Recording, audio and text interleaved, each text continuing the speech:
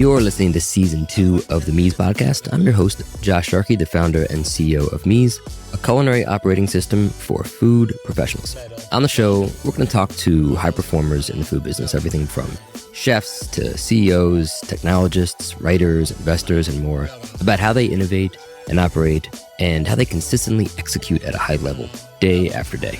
And I would really love it if you could drop us a 5-star review anywhere that you listen to your podcast. That could be Apple, that could be Spotify, could be Google. I'm not picky.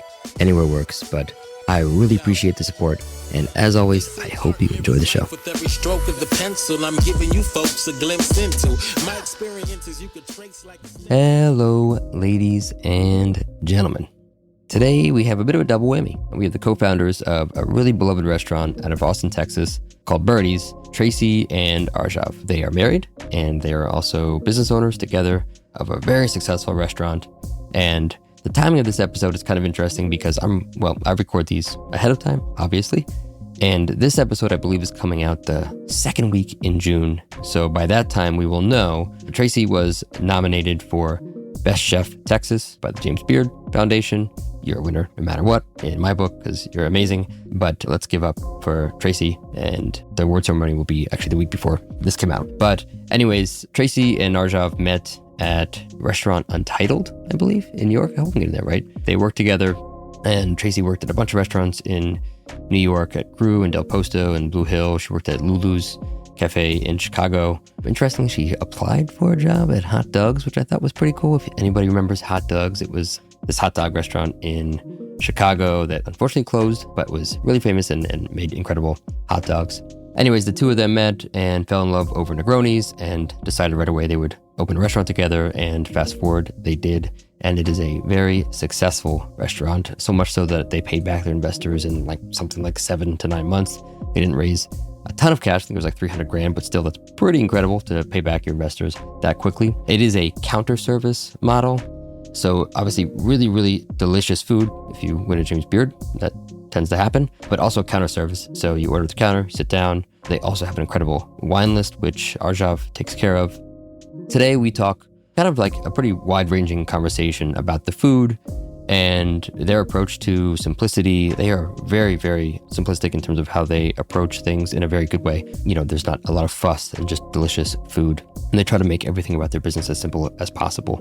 We talk about changing the menu daily, which they do somewhat daily, and how that impacts things like consistency and what kind of recipes you use and don't use, what stays on the menu, what doesn't, things like that. We do talk a bit about family. Obviously, they're married. They recently had a child, and what that's like to be parents and also run a restaurant, and how you split time. And as we all know, it's way harder on the mom, at least in the beginning, but probably always. And, how do they deal with that?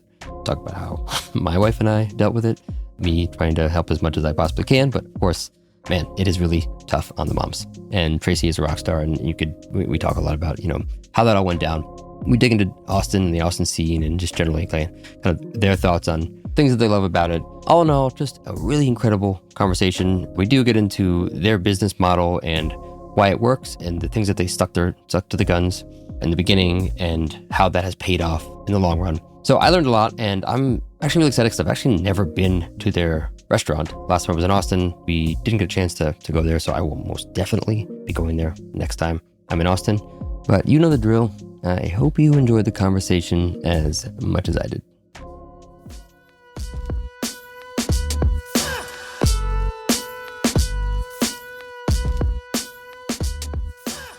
Good to meet you both. Likewise. I'm actually really glad that I got both of you on this call. I think when Gia connected us, right? You guys work with Gia? Is that right?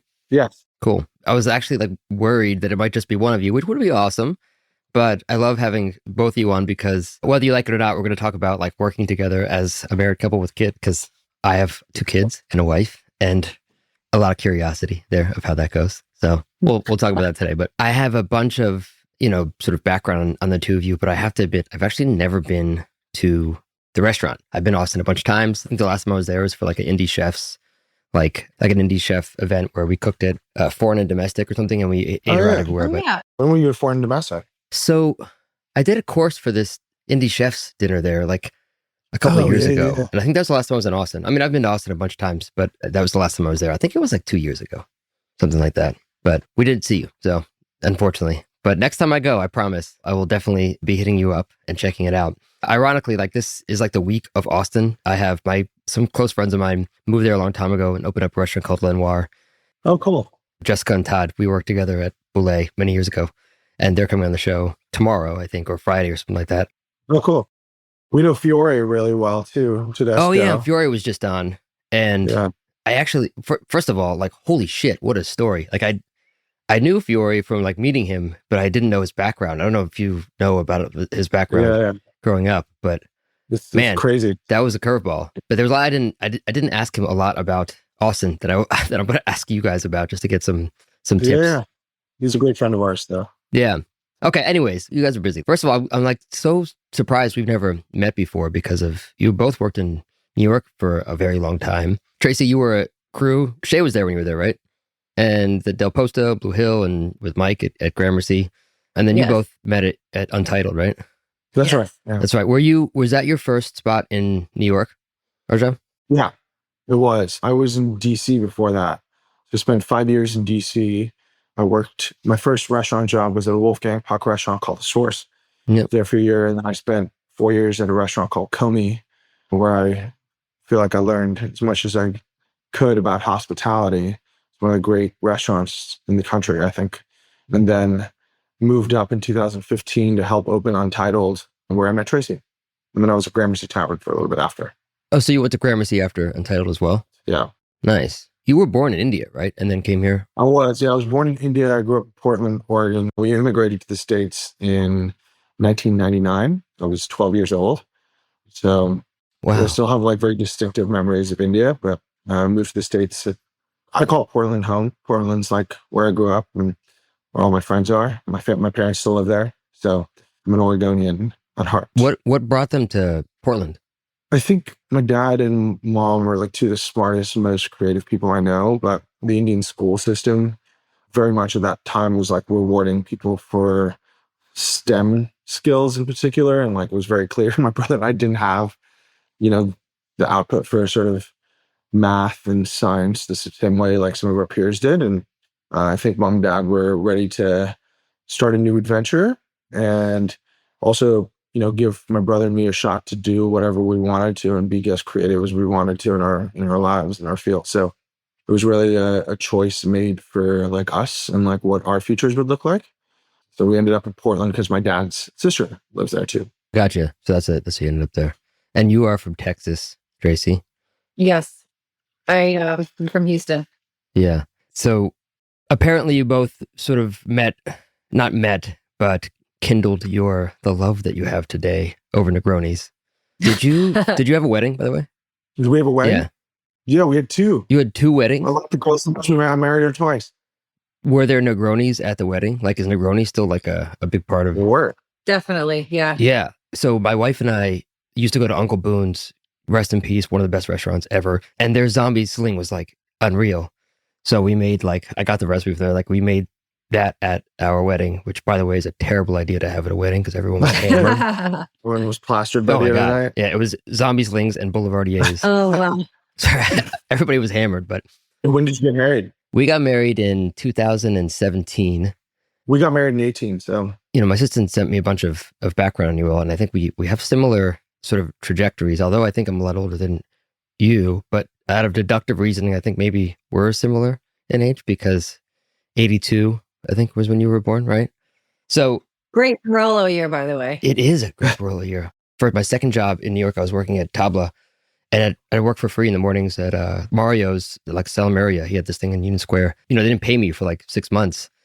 But on my birthday, they gave me a bottle of 1981 Quintarelli Giuseppe. Because, basically, they said, just take whatever you want of your birth year. That's my birth year, 81. And so I had that bottle. Ironically, like, I held on to it for a long time.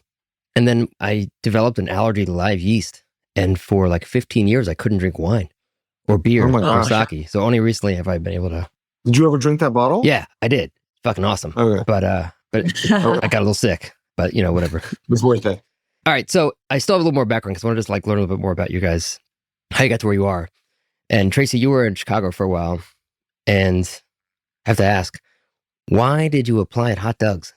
So I guess a little background. So I was graduated from college and in Houston from the University of Houston for hotel restaurant management. And then I'd kind of shifted my focus from wanting to be, restaurant manager with aspirations of having my own place to I want to try to cook and do my own thing.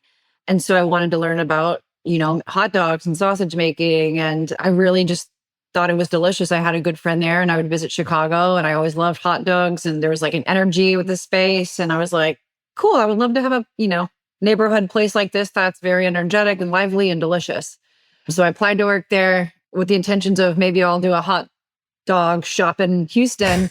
And then he looked at me, he was like, you want to work in the kitchen here? And he was kind of like, what experience do you have in the kitchen? And I said, none, but happy to learn, And he was like, I guess you could maybe be a busser. And then I was like, I want to try this cooking thing. I think I'm going to look somewhere else because they just didn't have any slots it was like a 2-person. So I ended up working at Lula Cafe after 6 months of begging. And I started off at the bottom as a prep cook and they were incredible. Taught me how to hold a knife, taught me how to set up a station. It really just kind of set the tone for the kind of restaurant we wanted to have. Yeah, that's an institution out there. I was just, when I heard Hot Dogs, I was like, that's a departure. That's interesting. I owned a bunch of hot dog restaurants in New York back in the day. And in Brooklyn and Manhattan, it was called Bark Hot Dogs. Oh, yeah. We spent a lot of time in a lot of hot dog joints, Hot Dogs being one of them. Rest in peace as well, by the way. So rest in peace, man. That it closed. Well, Untitled closed as well. And, I have friends that worked, in that and the MoMA spot. What's it like running a restaurant in a museum? Does that suck? What is it like running a restaurant in a museum? Yes, it does suck. Short answer. I think Untitled at the Whitney we learned a ton about, that was my first restaurant to open, period. So I was really excited to open a restaurant with Mike Anthony. And 2, it was 2 restaurants in one space. 3, we had Untitled on the ground floor and the studio cafe on the 8th floor, which was like serving toasts and salads and soups. But just to get your mise en place up to the 8th floor, you had to use the elevator shared with the guests. And if you remember, the Whitney was like the biggest museum opening of the year. Mm-hmm. There was a line down the street in the meatpacking district, just full of tourists from around the world. And so it was just sheer chaos trying to get up, like mise en place, like, your little tray, you'd be open, but you couldn't get up the 8-quart of soup or whatever you needed up the elevator because you literally just couldn't get there. And so there were so many like nuanced challenges about that opening, but it was a fantastic crew and we had a lot of fun. Was there production on the 8th floor or was it you had to prep everything and then just bring up for service on the... We had a big prep kitchen on the bottom floor, that huge space. So we did a lot of prep for Untitled because that was a pretty tight, long line. And there's a little space on the upstairs kitchen on the 8th floor, but the big amount of prep was done on the -1 floor. It's so funny because, you worked, that's a big kitchen and Gramercy is, like a maze of all kinds of, there's a whole bunch of different kitchens, pastry in one area. Like it's pretty big. And the spots in DC that you worked at were pretty big. And then you open up a pretty, what seems like, again, I haven't been there, but it seems like I'm guessing a pretty tiny kitchen at Birdie's, right?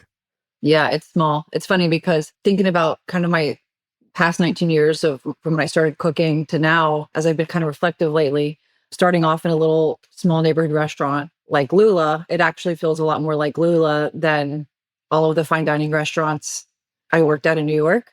And I kind of like that. I like being able to cook and, I'm going to grab this and, I'm going to grab that. Whereas like I also worked at Del Posto. And if you forgot something downstairs, it was like literally 5 minutes off your prep day. You had to go all the way downstairs, all the way around the corner, all the way back. And it just literally took 5 minutes. So 5 minutes, when you have 3 hours to prep is a chunk of time. And so you had to like really have your act together. And I don't know, not to say I don't like to be organized, but I like having everything just, an arm grab away. Yeah. I mean, it's still hard, right? It's interesting to me because I feel like it's funny to hear Tracy say that about Lula because we think the hospitality and the way service feels is the most like Comey. And I think both of us like worked at these bigger restaurants in New York, but like the thing that has always kind of grounded us is like the first restaurants we ever worked at. And like I think both of us got really lucky to work for really incredible people, like honestly our whole career, but like we got really lucky with the first place we ever started because I think it set a foundation for what to expect, both out of ourselves in this industry and also what to expect out of like a great workplace. And I think both those things have really stuck with us. I think, for me on the hospitality side, I think Comey was the greatest place I'd ever seen, like as far as like restaurant hospitality had gone. And I was like, I learned so much of that restaurant about how to be myself, how to like carry myself on the floor. And a lot of the lessons, I learned, I now teach our staff, but even things like vacations that we go on where we close the restaurant, that was like a Comey thing. Yeah. Like I'd never, after Comey, I'd never experienced that again, where like the restaurant would just shut down for a summer vacation every year, and let people go recharge. And I think I remember those days of my career and my life so fondly, in large part because of how much I loved my work. And it was the only time I'd ever like cried when I left like a job because I was so sad. I cried too when I left. When we left Lula. And I think so much. That tells you a lot about the kind of places that made an impact on us, and a little bit maybe about like the kind of people we are and the things that we gravitate to in restaurants.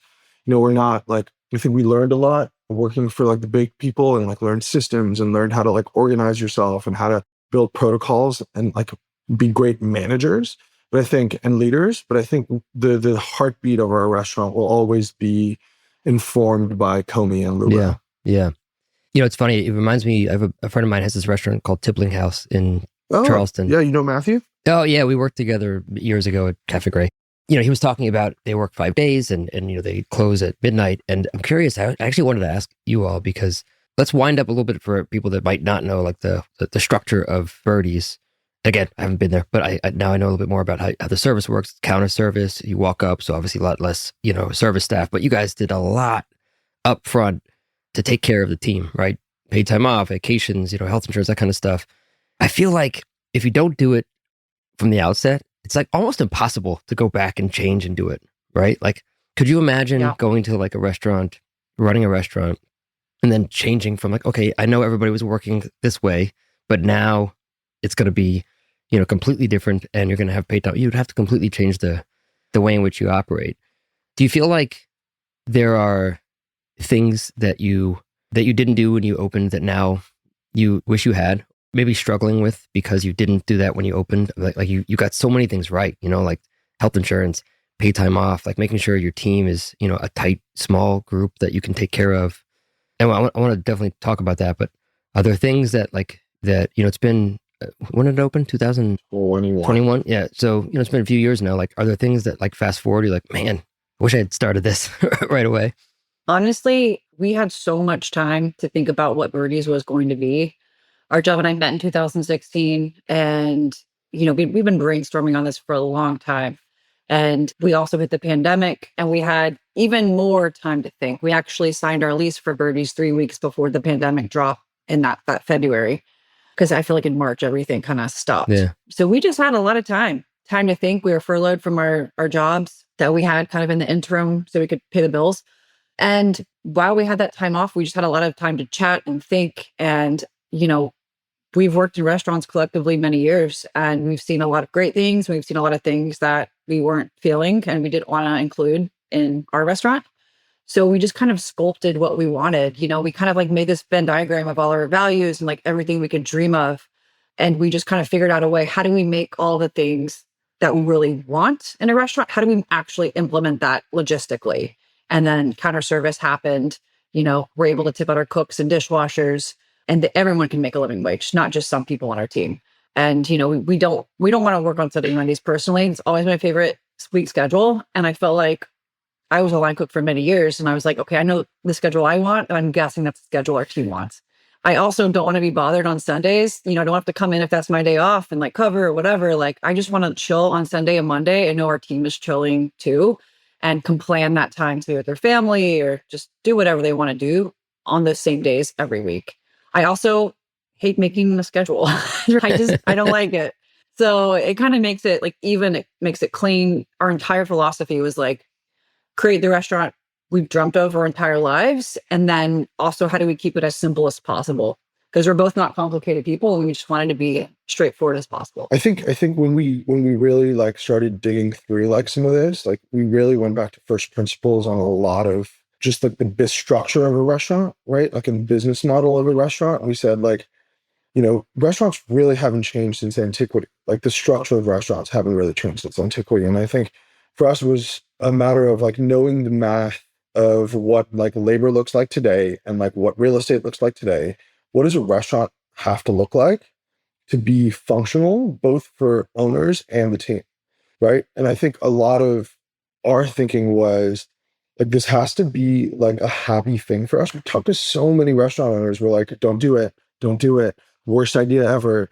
And we're like, why do people give their whole life to something and then say like, oh, you're going to end up being, like the famous like the joke is like, how do you end up a millionaire? Like, as a restaurateur, you start with $2 million and you end up with $1 million. Like, I never bought into that. And I think for us, it was like, there has to be a way. We just need to be bold enough to like maybe borrow things that already exist and create our own restaurant, So it's like, okay, does QSR have some like things that win? Yeah, like the service model is interesting. There's food trailers that like get away with this. Like who made the rule that we couldn't do like a fine dining style restaurant with the same kind of caliber of food and even the hospitality, but maybe strip away some parts of the service? And I think one thing we learned after the pandemic, even for our own dining habits, is we liked having a little more space when we ate. Like we liked being able to hang out, just the two of us, without having to like be interrupted every time a server showed up. And I think the most important and the least favorite part of my like meals most times is like when I'm ready to leave, I'm ready to leave. Especially now that I have a kid, like I just want to get out, And I think not having to flag somebody down for a check, whatever, that was an incredible gift for us. When we ate out at these counter service restaurants, we're like, oh, you just get up and leave when you're done. It's great. And I think we put those pieces together and just like, and we created something that was like, I think singularly and uniquely like ours. It's very Birdie's. Like, I don't know, like, I don't, there's no real analog for what we do, I don't think yet. Well, I think to pinpoint that, sorry, not really quick, but like there were like there were daytime places, doing this. Like in LA, you love like Squirrel and Destroyer, how you could have fantastic food, but like for lunch and grab your ticket, sit down. Oh, wow, that's really incredible. I loved it. And then you can go, So like merging that at dinner is kind of like with wine, with a long wine list. Yeah, but I don't think like those restaurants, like those are to me true counter service restaurants. Like I think the difference for me is like, I think at Birdie's, like there is service after you sit down. So like once you sit down, you're not like bussing your own, like, like you're not bussing your own plates. You're not like getting yourself your own water. Like there's a full kind of suite of service that you get that we've paid attention to the things that we really like when we go out. Like we want somebody to bring us water. We want people to show us how to use the restaurant, right? Like we want to feel connected to one person, at least when we sit down. I think that's really important when you eat at a restaurant, and especially like when you're paying a higher price point, right? So I think we want wine service to be like wine service, right? We just, the part that we removed is we didn't want the layers. So we didn't want a captain. We didn't want back waiters. We didn't want front waiters. We didn't want all these layers, or even in a flat restaurant with just waiters. We didn't want 8 people on the floor plus 3 food runners, It just like, it didn't make sense. No, it's so smart. Yeah. Yeah. And like knowing what the labor market was bearing with like the kind of talent too, we knew that like for a restaurant like ours that was small and scrappy, we weren't going to get like the top end talent. So we made it like in the dining room. So we made a decision to say, let's hire people with almost no experience. And like, let's believe in our own like training program and ourselves to train them up in a way that makes sense for our restaurant. And I think we've cultivated this like incredible suite of like true stars in the dining room who understand the most important principle of hospitality, which is just hospitality. Like, is our service always technically perfect? Probably not. We're okay with that. I don't think that like makes an impact on like truly on a person's like day. But I think the way we approach hospitality, like the way we're able to like cultivate like an experience that like one size fits one for each guest, I think that's special and unique. And I think that's what brings people back in the restaurant. Yeah. Right. I think that's the most important tenet of hospitality. Yeah. It's interesting. The counter service model, when it's just counter service, like Squirrel or like whatever, going to Shake Shack, you go up and then you're kind of done. And I love that you have sort of thought about like, what is accretive to the experience versus everything else that isn't. Just strip it away, which by the way means less team. I'm assuming everyone's getting tipped, right? Even the cooks, because they can walk out. It's so Cooks awesome. and Dishwashers. I mean, it's killer. And I mean, clearly this model works because from what I understand, you paid back your investors within like 9 months, which by the way, like, fuck you. Yeah. Like, who does that? That's amazing. You can't get the fancy plates, Josh. Yeah. You just gotta like keep it. We bought Scrappy. It's like startup. Our startup cost was really low. Yeah. We raised only $300,000 to open Birdies. Yeah. But we did that knowing that we could add. Like, I think we've invested far more than that. It's so By smart. far, probably double that or more into the restaurant since we opened.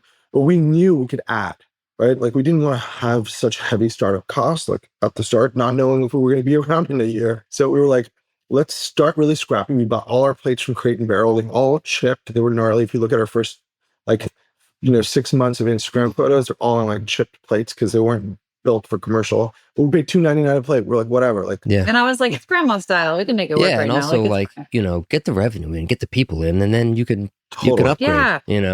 Yeah. Something Arjav, you said, I don't know where you said it, but I got a note about it that I thought was really smart that I think about a lot is, people complain that there's not enough labor. I mean, look, it is tough getting labor and retention can be a problem, but most of the time restaurants are creating jobs, not careers. They're this transient thing where like, it's very clear that you're starting here so that someday you're going to go do something else. And clearly there's not, if there isn't health insurance, there aren't like ways for you to, have a life, then this is not the end for you. And, you're going to have to at some point do something else. And what it feels like, and from what you said, it sounds like you're creating, careers for people so that it might be a little bit more upfront. We're attempting to. I don't want to there's a lot of restaurants that are doing like really important stuff around this like idea of building careers. I think for us, like Tracy and I have such a deep respect for this industry and for like the greats that have come before us that I think we are like, we just want our legacy to be like, that we left this industry just a little bit better than we found it. And I think, for us, like that was very much predicated on this idea of like making this a sustainable career so that like this industry that we care so deeply about can function profitably, happily, for the next generation. I think that's really important. And I think about like a lot about how these like all our restaurants are filled with these like young, impressionable, quite frankly, right? Like there are people who are like working restaurants are like in their 20s, early 30s for the most part. And like they're learning about life and about this industry. And I think it's so important to like create a foundation that people can believe that, hey, you know what? Like I can be a restaurant general manager someday. I can be an owner someday. I can be an executive SU or CDC someday. Now, is everyone going to be able to do that? No. But I think if you can create the parameters where people don't feel like they have to compromise their life to fulfill their career, then you're so much more likely to get like people who stick around a while, right? Like I think about family leave. Like, that is such an intrinsic part. Like we had a kid. Like if we had had a kid like at a restaurant, both of us working in restaurants without family leave, like Tracy would probably have had to quit her job, and I would have probably had to quit my job and then find another job in 6 months, right? And like that is not a sustainable way to build a career. And like honestly, it's not like it shouldn't be the responsibility of restaurants. The government should be helping with this stuff. But at the end of the day, like if government's not going to help with stuff, we need to start building business models that allow us to build the tools that we need to like as a business to keep people longer. Because we're in, like, I think the thing that we forget about is that we're investing in people all the time. Like this is like enlightened self-interest. Like this is not just like me and Tracy trying to be great. Like people, like we're trying to do that. But like this is really like good for our business too. Like we're putting a lot of time and energy into training these people, cultivating them. Like we want them to stick around as long as possible, especially when you find like a star, and you're like, oh, you're going to be like, you have the potential to be the general manager of a restaurant or a partner someday. Like if you see that in somebody early on, like it's our goal to like invest in those people, but also like tell them that like this is possible. Like your goals are possible. you just have to have the right like time horizon. But if you like want to do what you want to do, like have the right time horizon, we're ready and always willing to talk about it, right? Yeah. Yeah. This show is brought to you by, you guessed it, Mies. Mies helps thousands of restaurants and food service businesses all over the world build profitable menus and scale their business successfully. If you're looking to organize your recipe IP and train your team to put out consistent product every day in less time than ever before, then Mies is just for you. And you can transform all those old Google Docs and Word docs and PDFs and spreadsheets and Google Sheets into dynamic, actionable recipes in Mies in lightning speed. Plus, stop all that manual work of processing invoices, because Mies will digitize all your purchases automatically. And there's a built-in database of ingredient yields, prep yields, and unit of measure conversions for every ingredient, which means you're going to get laser-accurate food costs in a fraction of the time. Visit www.getmeez.com. That's GETMEEZ.com to learn more. And check out the show notes moving forward, because we're going to be adding promotions and discount codes so that all of you lovely and brilliant Mies podcast listeners get a sweet deal on Mies.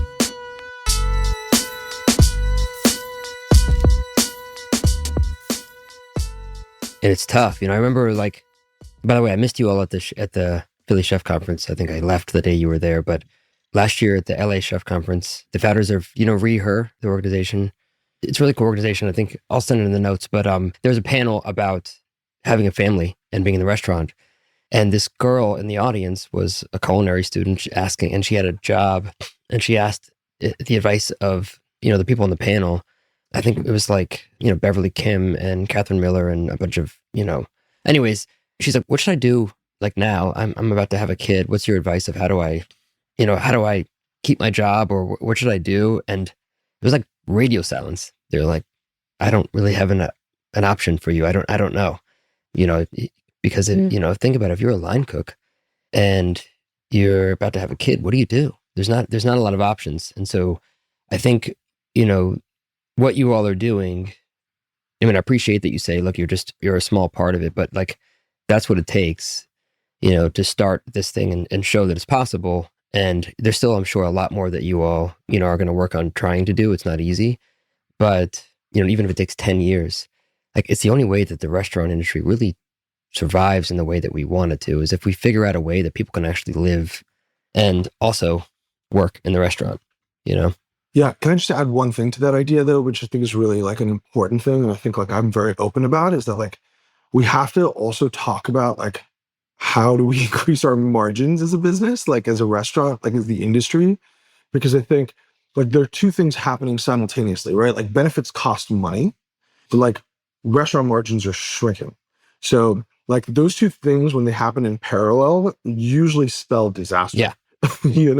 And I think like it's much easier if you're a hyper well capitalized like restaurant to get off like do these things where you're investing, or like, and like, if you have a huge restaurant group where you have like 2 restaurants that are profitable and 5 that are not, and they all just kind of feed each other, like you can do those things. But like, I think for us, like smaller operators, right, that like build businesses between $1 and $4 million a year, I think for businesses like that, I think it's really important to start thinking about margin. And like the only way you can do these great things for your team without like thinking about it all the time is by increasing your margin. Because like if we have great margin, then you can do these things and you don't go like, you're not worried about like, how do I keep the lights on? 100%, man. I think, I've been talking about this. We don't talk about that enough. No, well, I think a big problem is that, and by the way, it's not actually just relegated to single unit restaurants, because problems scale, and I mean, I've had to run small restaurants, but also like large multi-unit, and that shit doesn't get cheaper. I mean, sometimes it can when you have economy of scale, but for the most part, the problem I think is that the perception of what things should cost. Because when someone goes to Birdie's, if they are thinking this way, the thought is, I'm paying for that pasta. Pasta costs like $2. Totally. So, how much should this cost? And I can go to the store and buy mushrooms and they cost this. And the problem is you're not paying just for the food. You're paying for this whole experience, and you're paying for the design and the feel and the lights that are around you and the music that's on and the thought that went into that mushroom and the thought of like which farmers we're going to buy those things from, and to store all the plates and the food. And, I made this analogy with Carolyn Glover was on a little bit ago from Colorado, and She's the best. Yeah, we love it's her. like if you go to a spa, it's like $150 just to go. That's without like a massage. Like that's without like getting a massage done. It's just $150 to like enjoy the room and the heating and the water, and that's it. And then it's more if you want to buy a shake or a smoothie or get a massage. Margins can't be what they are. Like, prime cost at 60% is basically what the status quo has been. But to your point, like, how do you innovate if you don't have, margins greater than that? And I think part of it has to be that the perception of what food should cost needs to change. You know what I mean? I mean, like the most expensive thing on the Birdie's menu is like $36, and I think like I try to explain to people sometimes that like if we were a full service restaurant, that same dish would be 48. Like I don't think people can like wrap their head around that. I think that's like another benefit of counter service is like we're allowed, we can move the needle on like our margin if we need to by just moving things up or down $1 depending on like what like the month looks like. But I do think I think you're totally right. I think, Tracy has done a lot of great work with like really innovate like smart menu design, keeping it really small and craveable and changes all the time. So people like even like our regulars, like we have more regulars because like Tracy will change the menu and like we're like, oh, let's go in, And then they can see me, testing out the dish for the first time and tasting it, like when the first one's fired and figuring it out. And I think, people love that energy. And we have to 86 something because either A, it's not right, or B, we're out of it. We 86 it, but we're not sitting on like a ton of fish. And, we typically 86 our fish on Saturdays around 8 because we don't want to be, obviously, we're not going to save that fish for Tuesday when we reopen. So we do a lot of things that are just like, keep it lean and mean. And, for us, we've really kind of figured out what works for us. Yeah. I'm curious if the counter service has any impact on what people think the cost should be. Because I remember when, those, for sure. I mentioned that hot dog place, Bark, and I vividly remember like the first year we opened, we were making all of our own sausages and making our own sauerkraut in these Chardonnay barrels. And I mean, it was like really fucking good, and we would charge $8, for a Pleasant Ridge cheddar stuffed sausage, on a bun with like homemade sauerkraut. And it would be $8. And they would, people would complain, $8 for a sausage. Oh my God, I can go down the street.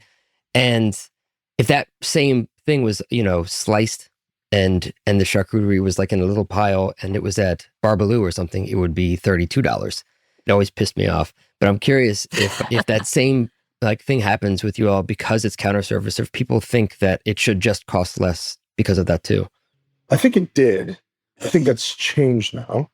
I think now the thing is like, why should I tip before I sit down? Like that's the thing that like I hear. I'm like, don't tip. Don't they tip at the counter? Like be that guy. They do. But they're like, they're like, why do I have to tip? Like, I don't know what service it's going to look like because people still want to use it as a stick and a carrot. They say that? Yeah. And like, sometimes people are like, why do I have to tip? And I'm like, if you don't want to tip, man, don't tip, And then like what we do is actually the opposite of what I'm like, my instincts are, which are like, I want to like say, screw you, like fuck off, like all those things. But like the truth is what we do is we double down. So we just crush them with so much hospitality that like, and we send them maybe a gift along the way. And like, it makes them feel like those people end up tipping more because we approach it with like this is a challenge. Let's approach it like as an opportunity for us to prove to them why they're wrong. You know what I mean? And I think instead of just telling them they're wrong, what we've started doing is like just showing them. And I think like to us, like that has been, for me at least, like this year, like for the first 2 years, I felt like we had to defend what we were doing. Yeah. And like, why are we doing counter service? Like it was a lot of like talking about it. Why are we doing it? Why are we doing it? Why are we doing it? These are the benefits. And for like 10% of people are never going to get it. 10% of people are going to hate it. And that's okay. I think as restaurant owners, like we have to all accept that like Google reviews and Yelp are not the arbiter of like who you are. And I think like, I forget that sometimes, right? Like, but I think we have like 150, like, 180, 200 reviews. We've been over 3 years. I'm like, you have a line outside. Like, why am I not focused on that? Yeah. 100%. Like, why am I focused by like these like 4 people that are like, didn't get it when I should be putting all my energy into the people who do. Yeah. And I think like reframing some of this stuff for myself as small restaurant owners has been really helpful because we give a shit. Like we really care. Like I think we really care about our food.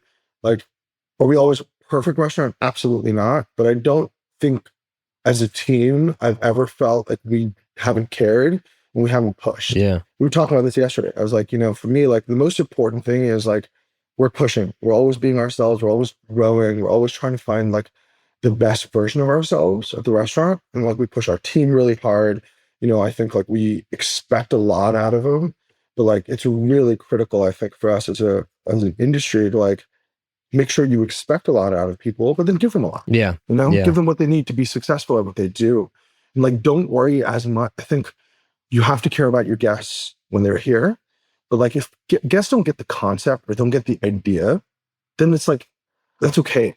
If they're talking about, hey, this steak is overcooked or undercooked, or like they're talking about like actual issues, like you have to listen. But if they come into the restaurant and they're like, I waited an hour, like I don't like this place, and like, you don't have to wait an hour. Like, go somewhere else. There's plenty of restaurants. It's usually a good sign of something that's really a net new good thing for the world is some amount of people should not like it because otherwise it's not, it's not polarizing enough. I'm curious how you'll think about this it's so funny with the restaurant. It's so personal. When you open a typical business, it hits you, right? So when you get like these reviews, whether they're good or they're bad, you associate it with yourself, and it's really hard to separate like I'm good versus my restaurant is good, or I'm bad versus my restaurant is struggling. Do you all ever talk about that or think about that just between yourselves? Yeah. So it's funny because Arjav is the one who will usually read the reviews, and I've kind of made it a point I never read them. It just affects my mind space. And when I like come up with a menu, I don't want to think about, Joe who thinks that, random not crappy restaurant, but like a chain restaurant is the best thing ever, a 5-star, and then we're a 2-star. Like, is that the person I'm going to cook for and start changing like what I do? Like, no, that's distracting. And so I think for me, it's more beneficial to put my blinders on and just kind of like, I just do what I do, stay focused on what I'm focused on, be with our team, see what our farmers have. And I just kind of like to cook like that. And I know who I am as a chef. I know who our team is. I know who Arjav and I are as business owners. I know our mission, I know our values at Birdie's. I think what we do is authentic and real.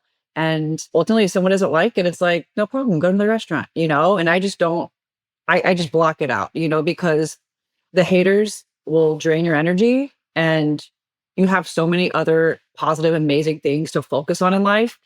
And you only have a certain amount of energy. And so I just really believe you have to protect it, because if you start letting your energy go away to negativity, that's just going to bring you down. It's going to drain you. 100%. And you want to, life is short, and save your energy for the good stuff. Yeah. But we also acknowledge, like, we've had we're very aware of the fact that like we've been incredibly lucky with some of the accolades we've gotten in a very short period of time since we opened. We're aware of that, right? And I think like that obviously changes expectations too of like the kind of restaurant we are, et cetera. And I think like one thing that we've really worked hard on is like just reminding each other, like the reason we've had the like pleasure of having some of these things is because we are who we are, and like we're doing what we're doing. Like we can't suddenly change those things, And I think we're just like really aware of that. It's like we have to keep doing what we're doing and push the boundaries of what we're doing and like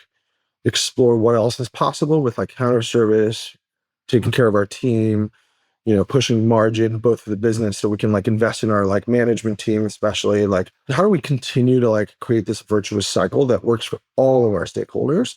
And I think for us, like the big lesson has been like, just keep innovating on like your core competencies, like keep like your head down and focus on what are you really great at, and then like keep expounding on that. Don't start chasing like the small little like distracting thing here and there. Just like focus on the things that like are really like you're great at, and then surround yourself with people who are better at the things that you're not good at. And honestly, thankfully, we just love what we do. I love my cook, and Arjav loves service, and I think it's easy to come back to do what we love to do and let go of the nonsense talk. Like if it's constructive, yes, happy to listen to, always want to get better. And so I'm not saying we're not open to any feedback. It's just the stuff that's like negative just to be negative and isn't constructive. Like I don't have time for it. Yeah. You're never as good as they say you are. You're never as bad as Yeah, exactly. And what matters most is just, and it's clearly with you all obviously, is that you just have to love what you do. And, I've owned several businesses now, and one thing I've learned is I never get too excited about the good or too upset about the bad. And mostly that means like when something good happens, acknowledge it. That's great. But I'm still the same person I was yesterday. And because the same way, something bad's going to happen tomorrow, no matter what. Yeah. And, if you're not doing what you love, none of that stuff matters anyways, but it quickly catches up with you. And I think you're right, Arjav. Like you all have had, really great, success and reviews. And I don't want to mention because you don't like the reviews, Tracy, but you just got nominated for James Beard. There's a lot of good happening. No, I mean, I love that, of course. I just mean like, I guess reviews, I'm referring to like the Google and Yelp of course. Yeah. When I say that, I'm certainly thankful for I know for all the positive new stuff. But no, I love it. And by the way, like I've never met you all before, and I've never even been to the restaurant, but it's very clear just, chatting with you two that you clearly like love what you do. And I have to imagine that shows in the food. I can't wait to come check it out. So let's talk about the food a little bit, because by the way, congrats on the James Beard finalist. That's amazing. Can't wait. Thanks, Josh. See how that goes. That's a game changer. So this is sort of just a throwback to then think about what's happening today, only because, Tracy, and I'm sure Arjav, it's the same. I don't know a lot about the front of house. Been back of house my whole life, but like, have you ever thought about like how does Mark Ladner or Michael Anthony or Shay show up in what you're doing today? Do you ever like see that in things that you're doing or things that you're cooking, or Wolfgang, or on the service side? Or yeah, I mean, I think when a lot of us were coming up through the time period we did, I started in New York around 2008, so it was certainly not like the old school generation, but it's different than it is in 2024. So we were still working the, extremely long weeks, not a lot of pay. And there was just like, I don't know, maybe it's the people I was around. We were all just like in it to win it, in it to be our best, in it to learn, to be hungry. And so I was like 120% locked in. I wanted to work at like a Del Posto. I worked my 6th day. We had 2 days off. And then I worked my 6th day for free with pastry with Brooks because I wanted to learn. You know what I mean? And like we were all like very hungry, and I think I just absorbed it all, like the way, we make soups here, purees here. Like I learned from Shay, like how to sweat the onions till they're like super, super sweet. That's the base of your sauce. And then how to like fully cook, the veg, and like how to make that puree super creamy. And like all of like the very little things that go into something are so important. And a lot of our dishes have like 3 things on the plate, and someone looks at it like, that's it, and it's like, yeah, that's it, and I think what's hard about cooking up Birdies is that it is so simple and there's nowhere to hide, and if it's wrong, it's like glaringly wrong, and so it's so simple, but as simple isn't easy when it comes to making our pastas. Like we don't make like Del Posto's, huge kitchen. The pasta line had fresh, dry, and risotto stations within the pasta line. And we just have like garde manger, roast, and then like a support position. That's it. And we have like 75 seats. And we cook all minute. So it gets cranking, and it moves fast, and it's challenging.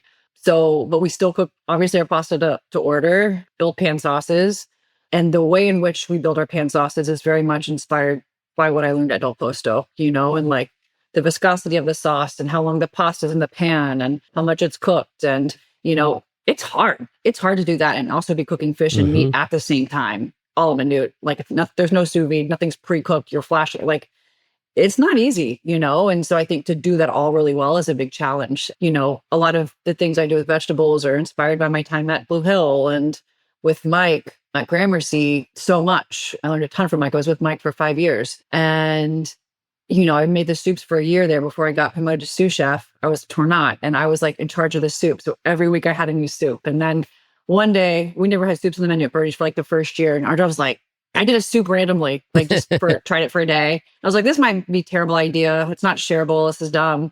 And Arjav was like, oh my God, why aren't we doing soups? And so now we're like, yeah, okay, let's just keep doing soups. And now like soups kind of our thing. Like we're like a secret soup restaurant. That's so funny. That's so funny. Yeah. And now I don't have to think about a soup. I'm just like rattle off ingredients and we go, you know what I mean? And so I think about my mentors and the people I worked with literally every day. I mean, that stuff is like embedded in you, Yeah. I think that's honestly like one of the beautiful things about cooking is it's an everyday thing. Anytime I'm washing basmati rice and the rice is going through my fingers and I'm like looking for the clear water, like Floyd Cardoz comes to mind every single time. or if I'm passing a sauce through a Tammy. There's a sous chef I had who would like yell at me for not. But there's a million of those things, and I think that's the beautiful thing about food, especially when you care and you're learning so much. And I'm sure, Arjav, I don't mean to throw it all in the kitchen here, because I'm sure there's a bunch of stuff on the service side as well. Like, I think that's the beautiful thing about restaurants, right? It's like there's so many of those memories. Once you do actually then have your own place, or even if you don't, like those things that just stick with you forever because you do them so often, And like making a salad, like I was on a garde manger station every single restaurant I worked at. I never walked into a restaurant as a sous chef or a CDC or an executive chef. Like I always start at the bottom on garde manger. I was a line cook for many, many years, and garde manger is still my favorite station. And like, I love making a really nice salad. And there's so many things that can go wrong with making a salad that a lot of young cooks don't understand. You know what I mean? And like, I think about Leah at Lula and at Crew and every restaurant I worked at, like the principles to making a nice, fluffy, properly dressed salad, and like something Shay used to say, he was like, everything you make, try to make it the best anyone's ever made it. Even if it's failing meal, whatever it is, just try to make it the best, and I think that's what we always try to do is just make it the best. Is it always the best? No. I mean, we cook very spontaneously here. I don't do much recipe testing, if any. And so I think that kind of spontaneous style might have like kind of been like passed down like from Boulay to like Shay and Dan a little bit. And I picked a little bit of that up. And yeah, it's all, I never want to take credit for like what we do here. It's like all so many years of training under these really smart people. Yeah. Yeah. It's funny when people are like, Tracy, you're like an overnight success. I'm like, yeah, it took like 18 years to become an overnight success. Yeah. And a lot of hard work. There's no shortcuts to the like discipline of cooking or service or whatever it is. It's like a craft, Yeah, 100%. Okay, so you change the menu every day, and this is where I ask questions because just about just about. Well, there's some days when the menu is like the seasons aren't changing, but just even if it's every week or every month or something, like you're changing it often. So I'm imagining there's not a ton of recipes. So I guess one, I'm sure you have some sort of like, base recipes or like that you're like using to, fold into things and you were talking about like, Michael Anthony, or if you have like a chicken liver mousse or something, I'm sure there's a recipe for that. I hope. But from what I've heard you speak about, there is a lot of like just feel. And I'm curious, how do you make sure that the cooks are cooking through the sort of the vision of what you want every day when there's not as much structure? And also, are the cooks making their own dishes as well that go on the menu? Not really right now. Right now, we're still like, we're hitting our third year this summer. And I definitely like pick their brain. I'll be like, all right, guys, what do you want to cook today? What are you feeling next week? We're getting this and any ideas. And so we'll kind of like talk about the menu like that. Or like a few weeks ago, had a cook say, hey, we have a lot of, strawberries that are like really soft. Do you want me to make jam or something? I was like, yeah, make a jam, we'll make it delicious, and then we'll season it together, adjust acid, salt, whatever. And then, okay, so we've got strawberry jam, and let's just throw it under this flourless, chocolate cake and 90s vibes, creme fraiche, go. You know what I mean? So like, I think that a couple of things like that have happened before. It's still very much Tracy's menu. It's still very much mine, but I still like to, pick people's brains, and then we'll taste things together. I'll be like, what do you guys think it needs? And it's like part teaching and part, us cooking together. Yeah. You know what I mean? In terms of your like recipe question, I've had to get better at writing recipes by nature of me having a child a year and a half ago. I got really sick when I got pregnant. And then I was like, I had no sous chef at the time. I knew who I was going to promote to sous chef at month 5 or 6 and get her trained up. So whenever I deliver the baby, then I can, be with the baby a lot and, especially for those first couple of months. But then I got really ill like week 5, and it was hard for me to be there and prep. And I'd always been, wrote myself a prep list every day. I was the only one who could expedite. I was teaching, showing every day. And that just immediately I'm out. I'm out of the system that I'm very much a part of, and that was extraordinarily challenging because I was not prepared to not be able to work. I just couldn't stand up. I couldn't hold down water. I was like, it was rough. So in that moment, I learned that I need to have some recipes. So like we have like certain vinaigrette styles, and then like that kind of changes, the vinegar, or maybe it's like the ratio of garlic, depending on our food's like American seasonal with Italian and French influences. So something more Italian or French is kind of always what I'm asking, because I'm really inspired by Italian French grandmothers, but it is with Central Texas produce. and then woven in the techniques I've kind of learned through my training. Yeah. I've learned to have some recipes and I'm trying to have more, especially as I dream of a cookbook someday. I'm like, okay, gotta be writing these things down. To answer your question, it's very challenging and I'm trying to get better at writing some recipes. Yeah. But I think there's a couple people on the kitchen team who like Tracy can say like, this is what I want. Like, this is like the idea I'm going for, and they can cook it. And then Tracy is very close. And then Tracy will season, like she was saying, and adjust. So like, I think over the last 2 years, like the two most senior members of like the kitchen team have absorbed like what Tracy, like her style of cooking, I think, and the way like she likes to approach her sauce work, or, you know, like just the development of an idea. And like, I think they now understand like the ingredients she likes using, how like the kind of vinegars she likes using in certain things, and how we sweat aromatics. And like, so yeah, for example, our exec sous chef, EJ, she's been with me since we opened, and she worked at Grand Mercy Tavern with Arjav in that chapter. And she's someone for a very long time I've been able to just rattle off ingredients, especially like when we first opened, I would just be like, sweat this, deglaze with that, add that, go. You know what I mean? And like, she was like, okay. Yeah. You know, it wasn't like, oh, wait, can you write it down for me? Can you give me a gram amount? Like, she just got it, you know, and she just. It feels like that too a little bit. So like, yeah, EJ's amazing, and Phil's essentially my daytime cook that's been with us for almost 2 years. Almost 2 years, yeah. And he does a lot of our cooking before I get in. And so a lot of I'm trying to get better writing recipes, like I said, but he's good at going with his gut too. I'll like sketch out a recipe. I'm like, if this feels wrong in your gut, taste it and like adjust, and let's talk about it and taste it. Yep. Yeah. Yeah. I mean, honestly, it's like sometimes, I mean, the weight of everything is one thing. That's going to change. You know, the pear is going to have a different sweetness level and things like that. But like the explanation of like what you want to happen, I mean, it can be verbal, right? But it's still a recipe, right? Like, how do you like to sweat your vegetables, and you know, at what point how much do you want to crash the sauce, things like that. I am curious because Arjav, you're pretty deep into the wine world. Are there times when it sounds like most of the time the genesis of your food is like, I have an ingredient that I love, I have an idea. You know, is there ever a time when the genesis is, holy shit, I got this really incredible bottle of wine, and I'd love to have something that goes really well with this, and then you guys work on. I'm fundamentally against that idea. Oh, really? Right? Like, I think like I'm driven by food. Like, I'm in this industry because I love eating, and I love restaurants. I love kitchens. Like, all my best friends have always been cooks. I kind of fell into the wine thing, you know, like, but because I didn't have the chops to like cook, I just like was like, I need to hang out with chefs and marry one. But I think like for me, like wine at its best is in the restaurant setting is like a condiment to the food, right? Like I think Meyer used to always say it was like the ketchup on a burger, you know, it's like it adds a little sweetness, some acidity to balance everything out. And like we think about like the By the Glass program, especially, we have about a dozen wines on the By the Glass list, based around what Tracy's cooking. So like, I'll think about like, okay, next month it's going to be hot. Like, I know Tracy's probably going to have some chilled dishes on the menu. What kind of wines do we want? You know, we want chilled reds by the glass that time of year. If we want red, like we don't have to have like a full bodied wine. Otherwise, there's no rules to that. It's like kind of built around what goes well with the food, because we don't want the wine to distract from the food or overpower the food. We just always want it to be in service of like a great dining experience. I love that, man. Not all sommeliers would say that, but that's amazing, man. I love it.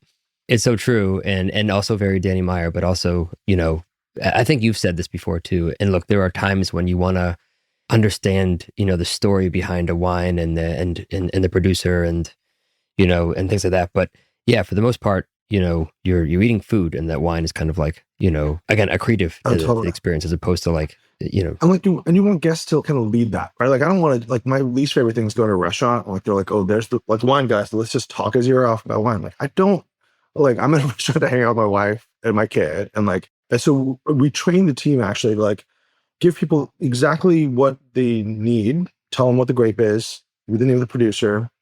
You know, if you're opening the bottle of wine and you need to like engage them, like maybe give them a little like 10-second blurb on the producer. But we try not to like make wine more than it is. It's an agricultural product. It's like something we put in our bodies. Like, let's respect it. Let's respect the people that, you know, commit their lives to growing these grapes and producing these incredible wines. But the way we honor those wines by treating them with like reverence, the way we serve it, the proper temperature, making sure we store it correctly, and make sure that we're trained to have those conversations. But we let guests lead us into those conversations. We never assume that like a guest wants to have that conversation. Does that make sense? All right. So you two work together. And you have a kid now. Your kid is like 15, 16 months, like that? He's 18 months almost. Yeah. All right. I have 2 kids. How old? I have a 3-year-old and my son will be 5 next month. His birthday's the day before mine. And a couple things. One, probably goes without saying, but like, it is just so much harder on the mom than the dad. Like, I mean, maybe in a few years it'll change, but like, it's, meaning like when my kid's like 10 or something, but like, wow, like it's just so much on the mom the first couple of years at least. And it's funny, we were talking about, I was talking about this with Caroline as well, because her and her husband, the restaurant together. And how do you two manage like the distribution of help and support? And then you could just tell me to fuck off if this is not a thing, but like, is there any sort of like dealing with resentment of you having more than the dad? I haven't met a mom that didn't have some, but it's tough. Yeah, I definitely, it's funny you bring up Caroline because we both had long fertility struggles. And so we kind of became friends via DM, like, oh, you're going through this too? And you're a chef and doing IVF and the shots. So we got to connect over that and then being new moms and chefs. So yes, I've definitely felt all of the things you're talking about. I think for me, since I was so ill when I was pregnant, that was kind of my hardest chapter, was actually being pregnant and not being prepared to be in very limited capacity abruptly. So once we had Remy, I was like, okay, at least I can kind of function. But yes, like to name it, like the breastfeeding, it's a lot. All the things that go around, they say air quotes, mom brain, of just like, The list. we have this, do we have the list, the ongoing lists of everything that needs to happen.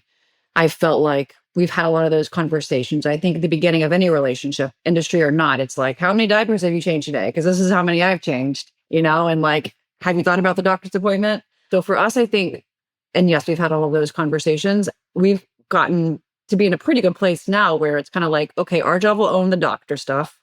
I'll own travel, feeding, packing. Yeah. Arjav stepped up with like cook. Now he's, year and a half. So he eats solid foods and stuff. So we split cooking meals. We've just kind of like figured out a divide and conquer mentality, not at this age. But yes, I definitely think the first, especially 3 months, there are certain things that the traditional mom will just take on. So I think just like kind of naming it and me naming like I'm feeling a little resentful and just kind of talking about it has been really healthy for us, especially because Arjav's a really fantastic dad. And he's like, what do I do? What do I do? Just tell me what to do. And I'm like, well, why don't you know? Yeah. Why don't you instinctively know? And I think that's pretty common. Oh, it's 100%. We have same exact conversations with my wife. We have couples therapy, even still to manage it. And we did it ahead of time because we knew. And yeah, a lot of it's just like naming, like, I understand that there's resentment and I understand why. It makes sense. And let me just see what I can do to help as much as possible. But it's a lot of work. Totally. I think one thing that's really, really helped us, would you say, is that like we've gotten a lot more organized.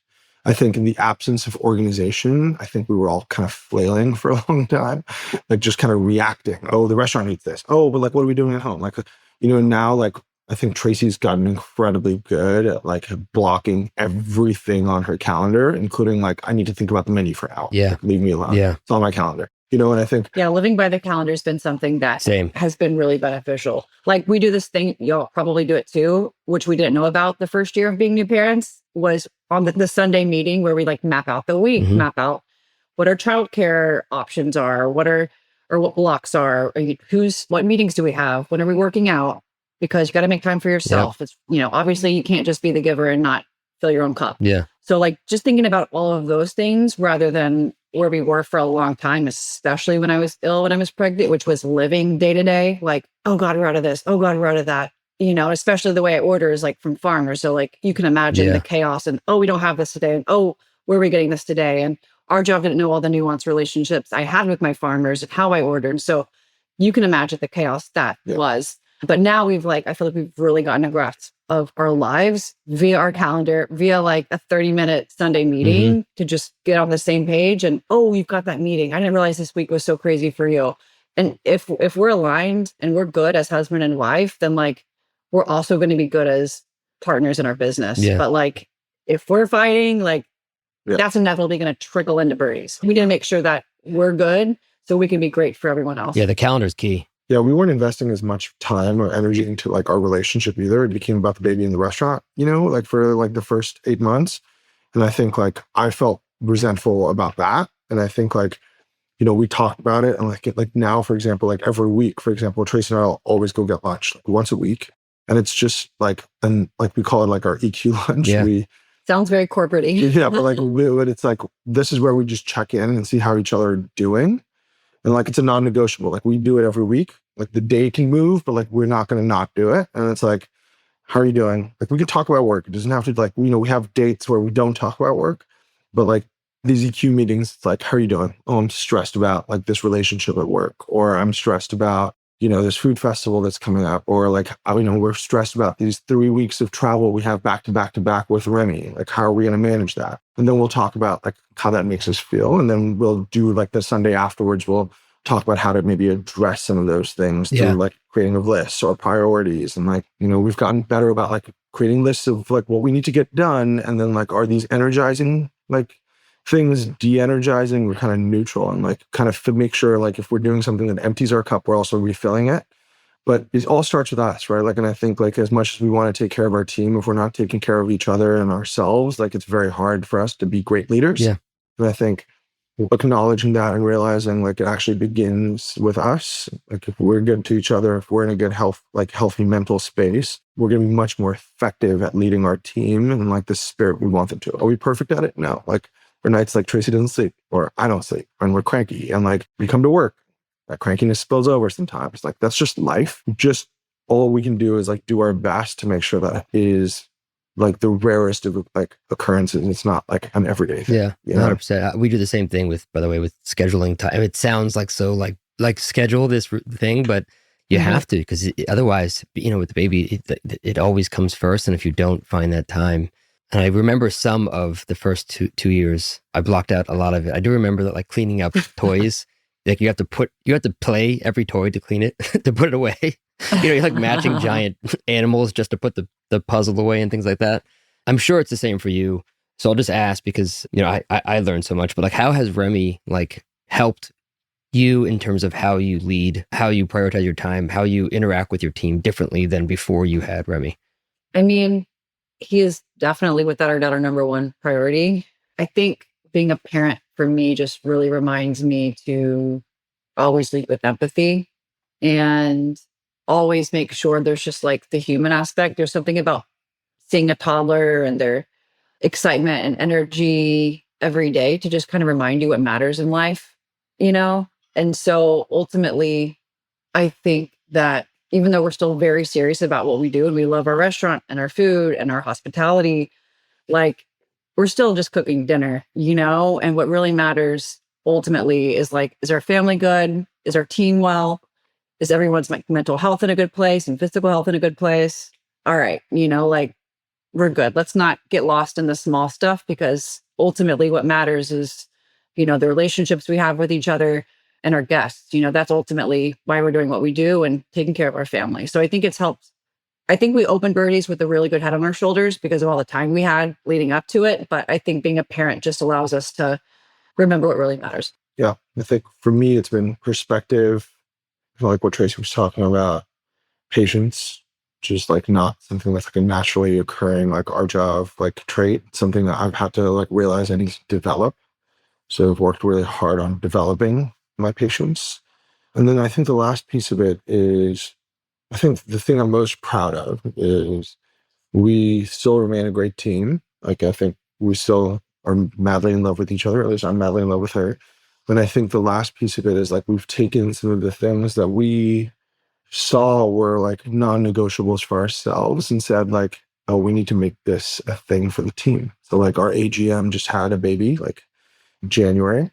We now offer like, we have a family leave program for the team. So like, including the line staff. So our managers get 2 months full salary and our line team gets $500 a week. Is it perfect? I wish we could give more, but like it's something. It's amazing, man. So that like, if they do have a kid, like they know they have a job waiting for them when they come back and they have something hitting their bank account every month so that like they're not so stressed about like where the next dollar is going to come from, And I think that peace of mind, like I think about like how all I wanted to do for the first 2 months was like be a dad.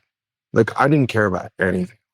I still don't really care that much about anything else, but like, there's something that like, it just reorients you and like, and it also fills your cup. Like, I feel like I understand like a deeper side of hospitality. Like one of the things we do now is like, when I'm talking about a lineup today is like when people with kids come in, we now like point out where the changing table, we put a changing table in our bathrooms. Like we point out where the changing table is, when parents walk in, so they know like, hey, we've thought about this. Like we care about you.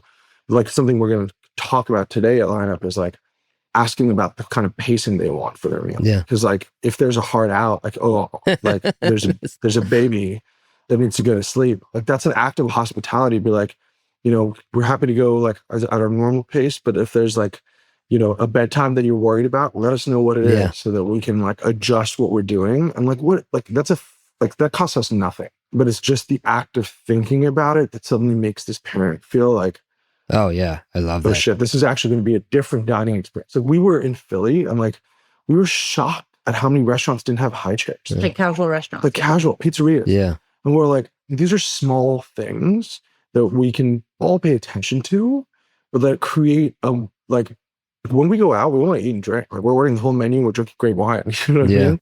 But like if you were going to be sometimes we're also like realistic, like, hey, is there any way we can be out an hour and a half? Totally. Like, you know what I mean? Yeah. And kind of asking them before we order to make sure we're on the same page and they feel like they can do that, So I think, and we also ask people because sometimes parents don't want to rush and they're like, no, we're good. He's chill. Like we want the 2-hour experience, we're here to dine. And so like, we just want to make sure that we see them. It's we so want them smart. to have the best experience with their family. We get in and we order right away. Like we're like, how long is it until meltdown? So we get the orders in right away. It's interesting. And I think as Remy gets a little bit older, you'll probably see this even more. But the thing that has stuck with me the most now as a parent that has changed the way that I lead is that you really start to see how people are separated from the problems or the things that they do. If your kid like breaks something nice in your house, like you don't yell at them, or like or if they start screaming frantically and just being like when someone's over, you don't yell at them. Like something's wrong. There's something in their brain that they can't express, and they don't have the ability to like share why, and that's how they're doing it, or they have some sort of feeling. And actually, everybody is that. Everybody that does something in your business, in your life, there's something there. Maybe they had a bad day. Maybe they're holding some sort of resentment towards you for something that they need to talk about, or whatever it is. There's almost always like some reason why they're doing the thing that they're doing. And I find that it's helped me a lot to like stop and like, I wonder why they did that. As opposed to before, to be honest, I would be like, what the hell? Like, why did you do that? Like, I would kind of like go right after them. I don't think it's a softness, but it's more just like a new curiosity and not going right to like judgment when somebody does something wrong. I mean, this is coming from, restaurants that we all come from, like where just Boulay would just walk in and, tell you you're a terrible person and walk away, So there's a big gap from what I came from to now. But you worked at Boulay? Yeah. That's where I met Jess Duplessis. Well, she wasn't Jess. She was Jess Moore back then. Yeah, I worked there with, that was, Toasty was there and Evan Rich and Cesar. And I mean, that was before I went to Cafe Gray. So long time ago. What year was that? That was 2004, right after Tabla. Yeah, then went to Cafe Gray. Anyways, we're wrapping up here. I'm assuming you've lined up soon. I didn't get to ask this is totally random now. And this is actually selfishly just for me. I know all the good spots. Like there's a bunch of good restaurants in Austin, and I'm going to obviously come check out yours next time. But like, where do you get a good breakfast taco, pizza, and Thai food? Are there options for that in Austin? Thai food's hard. I think like nothing like Uncle Boone's. I think, but like Austin has its own kind of like things that they do really well, like strengths, I think like one of our favorite restaurants is Kanji, which is a Guyanese inflected like Caribbean restaurant run by our good friend Tival, which is incredible. We go to Este a lot, which is like coastal Mexican food. That's just like, for me, he's like one of the most talented people like I've ever met. Breakfast tacos, we like the OG kind of Veracruz flour tortilla amigos poblanos vibes. Like think if it ain't broke, don't fix. Joe's is pretty good too, like an OG kind of spot. Joe's? Yeah. I'm writing these down. Pizza, All Day and Buffalo are probably the two best pizza places in the city. All Day, if you want, like New York style pizza, or Neo New York, as they like to call themselves, and then Buffalo, which is like one of the best wine lists in the city. Oh, and Fiore just opened up a pizza spot, right? Yeah, Bambino's really great. Actually, I forgot about Bambino. Bambino's awesome. Yeah. Really fun. I love Fia. Is there good ice cream? Is there a good ice cream spot in Austin? We'd like going to this place called Dolce Neve, which is like a gelato spot. Okay. What's next? Are you thinking about another spot? One thing I was going to actually ask is, there's a line, I'm assuming, because there's no reservations. It reminds me of Brandy's. You probably went there in Brooklyn back in the day. Oh, yeah. Is there a cocktail bar in the works so they have some place to wait? Yeah. No, but we are allowed to serve wine in line. So Arjav has also a great NA list, so people can wait in line and have a beverage of their choosing. Oh, that's cool. So sometimes people drink baller champagne in line, High Life, or like a, I don't know, refreshing non-alcoholic drink. So we don't have a physical bar per se, but you can just stand and have a beverage. Awesome. I think like for us, like we, kind of like leaning into our core competencies. Like I've never been a bartender. I don't know, like, could we open a cocktail bar that's pretty good? Like, I think so. But we like investing our time into things that we think really added a lot of value. And there's incredible bars already in Austin. I think for us, like, there's so many great bars in Austin. Like, I don't know if like we have a perspective or a voice that would really add to the conversation. I think for us, like, it'll be restaurants. We definitely want to do like a couple more restaurants, but I don't think we feel like, I always think about how Danny waited like 10 years between Union Square Cafe and Gramercy. I think when you're in it, like you sometimes feel like, oh, I've got this moment, or like, we got to do this. And like people are throwing offers your way. And like, you think our general like sense is that like, it's important to kind of slow down when everybody else thinks you should speed up. Cause I think we're like at this inflection point where what we do and the way we think about like our growth over a 10-year time horizon, this next 2 years will be really important to like think about how we want to accomplish like our goals, and then also establish what those goals are, right? And I think like I don't want to like I would be a restaurant group, and I don't think Tracy does either. That's like, oh, let's just open restaurants. Like we need to have a why. What are we adding? What is like? What's our connection to the food? Are we going to give a shit? Like, are we going to really care? Yeah. Does honestly, from a business perspective, does a deal make sense? Is the space right? Like there's a lot of, we don't want to open another restaurant for the sake of opening one. Everything has to be right. Like the right timing for our family, for our business. Do we have the right people in place who are ready to be promoted and have a new opportunity? Is there a cuisine that fits in the right space with the right real estate deal? It's so multifaceted that it just kind of depends. Yeah. Always starts, but the one truth is it always starts with like life design for us. Like, what is our life? Like, do we want to have another kid? Or do we want, like, we ask ourselves these questions before we talk about like the business, because like it has to fit. Or like, and the most important, like one of the most important pieces of that is like, do we have talent that we want to grow? I think like, do we have people on our team that are ready for that next big step? And like, I think if and when that happens, I think we'll be ready to open a restaurant. But I think we don't feel like an urgency. Like there are moments where I'm like, oh, we got to take advantage of all this incredible like press that we have and like this moment. And then like he's pushing, and I'm always like, Tracy's always great reminding. Like, like it's got to be right. But I mean, you're right. Like I find like the biggest driver usually for another restaurant is upward mobility for the team, right? You have this team and they're great, and like, okay, now I've been here for 4 years, and you don't always actually have to open another restaurant to do that. You could sort of horizontally expand, just come up with, a CPG thing, or like, some other sort of, concept in the morning or something. And they run that. I always find that does tend to be like the catalyst of like, okay, we're either going to lose this person because they've been here 10 years, or we, we do something new and we give them a spot or something. But sounds like you guys got some time before that. We're busy with the present right now. Hey, you got your hands full with Remy too. So it's true. Well, this was awesome. Thanks so much for taking some time. And I'm really glad we got to, just chat before I go and visit Birdie's. I'm sure it's just going to keep getting busier and busier, but I'm stoked to come check it out. So really great to meet you both. Likewise, man. Thanks, Josh. Yeah. Thanks for tuning into the Mies podcast. The music from the show is a remix of the song Art Mirror by an old friend, hip-hop artist, Fresh Daily.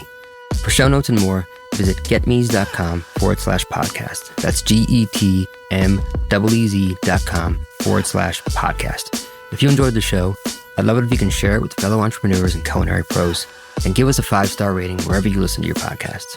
Keep innovating, don't settle, make today a little bit better than yesterday, and remember, it's impossible for us to learn what we think we already know. See you next time.